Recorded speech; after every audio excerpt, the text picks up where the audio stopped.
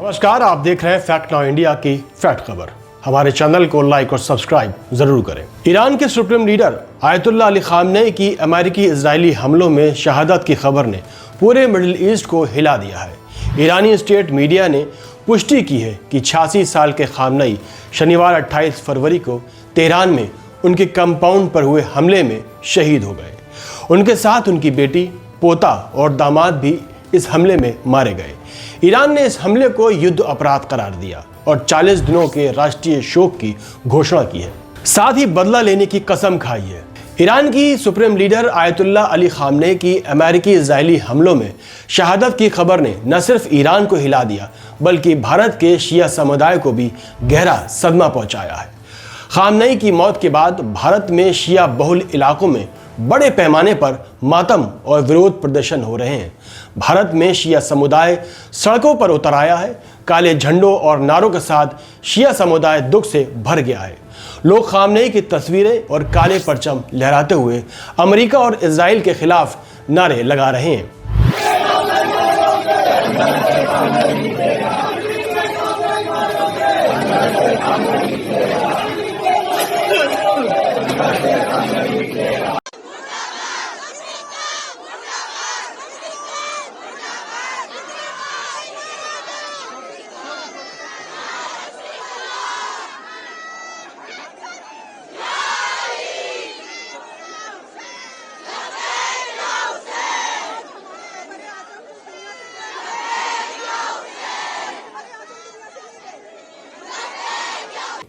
वहीं अल जजीरा के रिपोर्ट्स के मुताबिक इस हमले ने ईरान को गहरा सदमा दिया है। लेकिन सवाल ये उठता है कि क्या ईरान अब कमजोर पड़ जाएगा या पहले से ज्यादा मजबूत और खतरनाक बन जाएगा। समझिए, आयतुल्लाह खामनेई सिर्फ एक नेता नहीं बल्कि एक पूरी सोच और इनकलाबी विचारधारा के प्रतीक थे।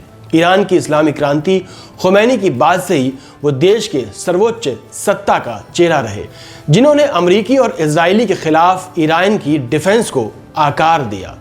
उनकी शहादत से ईरान हिल गया, लेकिन कुछ रिपोर्ट्स बताती हैं कि सुप्रीम लीडर की मौत के बाद भी देश की सत्ता की कुर्सी इतनी जल्दी नहीं पलटने वाली। ईरान का संविधान स्पष्ट है। सुप्रीम लीडर की मौत या इस्तीफे के बाद असेंबली एक्सपर्ट नए लीडर को चुनाव करती है। यह प्रक्रिया जल्दबाजी में नहीं होती और अंतरिम रूप से राष्ट्रपति या अन्य उच्च अधिकारी जिम्मेदारी संभाल सकते हैं। खामनेई की मौत से वॉल्यूम तो बनेगा, लेकिन ईरान की इस्लामिक रिपब्लिक की नींव इतनी मजबूत है कि यह कमजोरी नहीं बल्कि नए जोश का सबब बन सकती है। अब सवाल यह है कि क्या ईरान कमजोर पड़ जाएगा। कुछ एक्सपर्ट्स के मुताबिक ईरान पहले से ज़्यादा खतरनाक बन सकता है, क्योंकि खामनेई की शहादत ईरानियों में गुस्से और एकजुटता की लहर पैदा कर रही है। तेहरान में हज़ारों लोग सड़कों पर उतर आए हैं, खामनेई की तस्वीरें लेकर शोक मना रहे हैं और बदले की मांग कर रहे हैं। ईरान की इस्लामी IRGC बेहद ताकतवर है, जो देश की सेना से अलग अपने खुद की ताकत रखती है। IRGC ने पहले ही हमले का जवाब देना शुरू कर दिया। उन्होंने इजराइल पर हमले किए, जिसमें तेल अवीव में कम से कम 40 इमारतों को नुकसान पहुंचाया और मिडिल ईस्ट में 27 अमेरिकी बेसों को निशाना बनाया। दुबई और दोहा में धमाके हुए, जहां मिसाइल के मलबे से लोग घायल हुए, और बहरीन में एक ड्रोन हमले ने हाई राइज बिल्डिंग को नुकसान पहुंचाया। ये दिखाता है कि IRGC की ताकत अभी भी बरकरार है और खामनेई की मौत के बाद ये और ज्यादा आक्रामक हो सकती है। ईरान की परमाणु वार्ताओं के बीच ये हमला हुआ, लेकिन अब ईरान के विदेश मंत्रालय ने इसे धोखा करार दिया। ईरान का अगला कदम क्या हो सकता है? ईरानी मीडिया की रिपोर्ट से साफ है कि बदला जारी रहेगा। IRNA ने कहा है कि सुप्रीम लीडर की शहादत के बाद ईरान इजराइल और अमेरिका के खिलाफ और ज्यादा हमले करेगा। अल जजीरा के लाइव अपडेट्स बताते हैं कि ईरान ने पहले ही इजराइल पर मिसाइल दागे हैं और अमेरिकी बेसों पर हमले जारी हैं।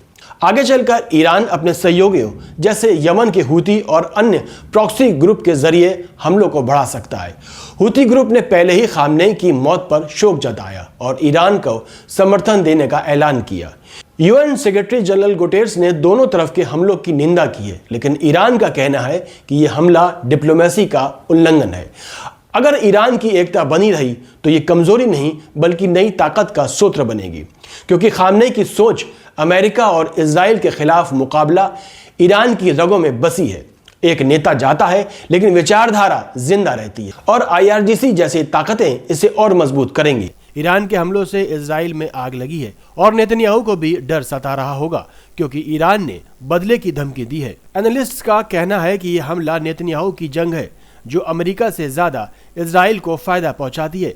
अमेरिका राष्ट्रपति ट्रंप ने खामनेई की मौत की घोषणा की और कहा कि बमबारी जब तक जरूरी है जारी रहेगी, लेकिन ईरान का जवाब दिखता है कि ये जंग आसान नहीं होगी। कुल मिलाकर ये घटना मिडिल ईस्ट को एक नए दौर में ले जा सकती है। ईरान हिला है लेकिन डटा हुआ है।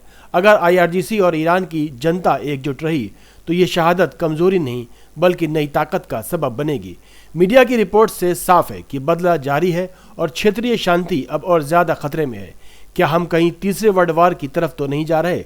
कमेंट्स में राय जरूर बताएं।